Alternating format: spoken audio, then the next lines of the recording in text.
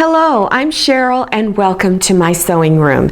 I'm going to demonstrate how to put tabs or loops up on the top edge of a quilt so that you can hang it over a rod and place it up on your wall as a decorative piece. So let's take a look at what I mean by tabs and loops. Okay, let me get my hand around here. There we go.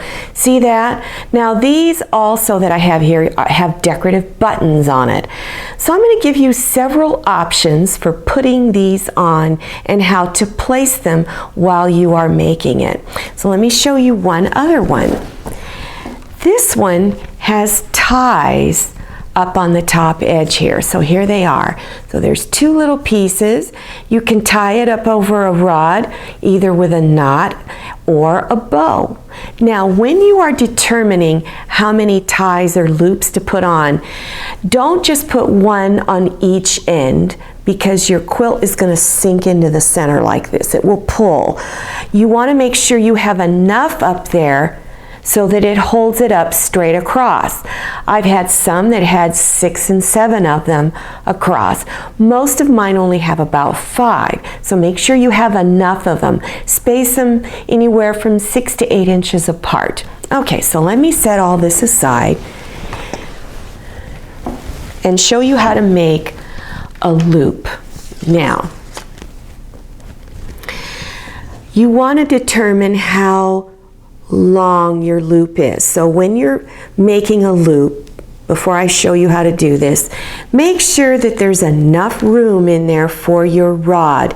It needs to be loose. You don't want it tight, so hanging loose. So determine that, measure the size of your rod, add a few inches to it, and then there you go. Now you're going to cut out 2 pieces of fabric. I've got one here, one there, and I've got front sides of the fabric together. Okay, place those together like that, and then you're going to stitch a 1/4 inch seam on just 2 edges, this one and then this one. Then go to one end, open it up, and begin to push it right side out. Okay, so that the pretty side faces out. When you're done with that, you're going to press it. So make sure you maybe pin or flatten your edges a little bit so that you get it all even, and then with an iron, press the full length of your loop. Then you're going to take your loop and fold it in half. Okay, let me show you what to do next. So here it is. Here's one I've already put on. When you are getting ready to put your loops on, how I do mine is that I have the binding put on the front edge of my quilt first. So I go ahead and do that step. Then on the back, I have my loop here, it's folded in half, and I place it up here. Now you can either stitch it on real close to that edge there, or go to the front and stitch it on, stitching right over that same seam line that you used to put your binding on. Okay, then, and place those across, make sure you've got them spaced out evenly, then fold your binding over the edge. Now, you can pull this fold of the binding past this stitch line right here. So you want to pull it down here, then go ahead and pin this down, then open it over back to the front and stitch in the ditch. And that's where the binding and this fabric come together. You're not going to stitch on the binding, but right next to it, and stitch all the way across. Now, this is one version of a tab. When it's done, it hangs like this. It just comes from behind and hangs, and the binding shows in the front. Now, to put one on in which you want it to fold over to the front, like this. You want it to fold over to the front. Let me show you how to do that. You're going to make a tube again, except this time when you cut your fabric out, you want to add a few more inches to it so that you have plenty of it to hang over to the front. So go ahead and cut your loop fabric a few inches longer and bring right sides together again, okay? You can use different fabric on the back than what's on the front or use the same color. Bring them together. Now you're going to stitch on 3 edges. So start over here and stitch down. You're using 1/4 inch seam, stitch all the way down. And when you get to this corner, leave your needle down, lift up your presser foot, turn your fabric, and stitch down the next edge. And do the same thing at this corner, and then stitch down this last edge here. And now you've only stitched on 3 sides. You want to leave this end open, okay?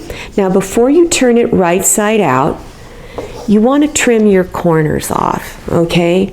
So I usually cut across this way first, and then I come out here to the side. From the edge, I cut in towards that corner, and then come on, do the same thing on this side. Now, leave a little bit of fabric right in there. You don't want to cut it too close to where it looks like this. All right, now go to your opening, open that opening, and begin to turn it right side out, okay? When you've got the opening turned right side out, you want to reach inside your tube with something that's kind of pointed, not too sharp, and poke at your corners, okay, with something. And try to get them pushed out as far as you can. Then go to your ironing board and press this tube or your loop nice and flat. Then again, go ahead and place the opening end up here at the top, just like you did before. Everything's the same.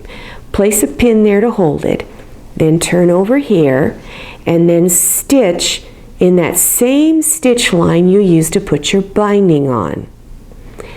And then fold this over, and again go back to the front and stitch in the ditch, just like I showed you on the other sample. Then when you're done, this folds over like this, and you have your loop here. And at this point, you have several options for tacking this down. You can either place a decorative button there, any color, any size you want. Preferably a medium to large size button would look good, and go ahead and put the button on. But maybe you don't want a button. You want to put some type of decorative stitching in here.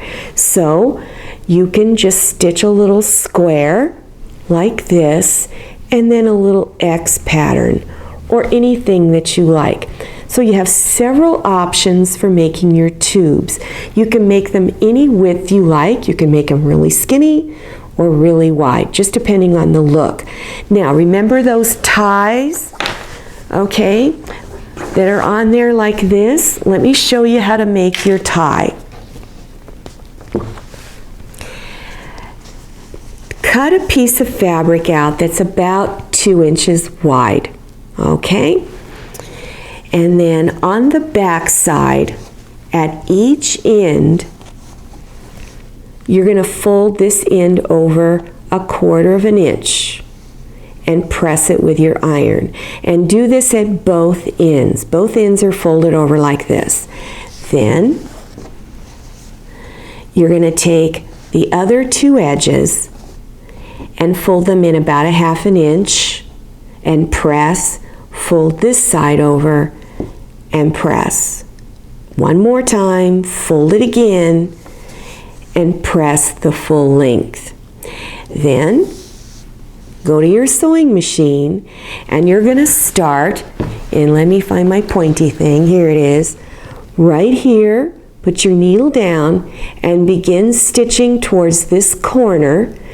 When you get to that corner, leave your needle down, lift up your presser foot, turn your fabric, and stitch down this side.